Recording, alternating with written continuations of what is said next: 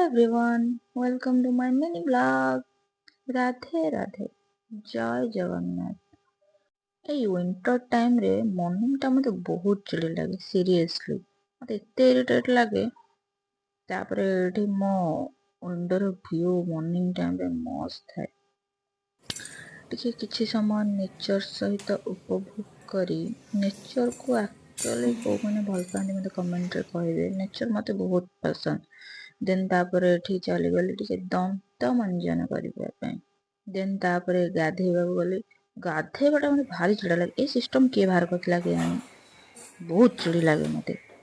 ତାପରେ ଏଠି ଗାଧେଇ ପାଧେଇ ସାରିକି ଆସିକି ଟିକେ ସଂସ୍କାରୀ ବୋହୂ ଭଳିଆ ଶାଢ଼ୀଟା ପିନ୍ଧିଦେନି।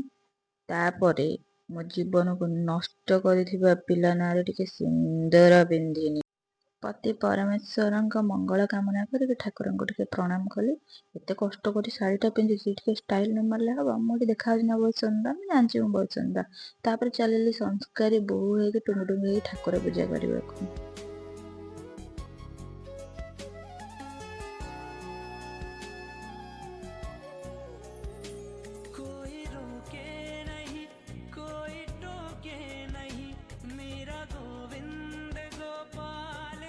ଯଦି ଆପଣମାନଙ୍କୁ ମୋ ଭିଡ଼ିଓ ଭଲ ଲାଗିଛି, ନ ବି ଭଲ ଲାଗିଛି, ତାହେଲେ ଲାଇକ୍ ସେୟାର ଆଣ୍ଡ ସବସ୍କ୍ରାଇବ୍ କରିକି ଯିବେ। ଯଦି କିଛି ଭୁଲ ହେଇଥାଏ ଆମ ଘର କଥା ଆଡ଼ଜଷ୍ଟ କରିଦେବେ। ଏମିତି କ'ଣ ହେଉଛନ୍ତି?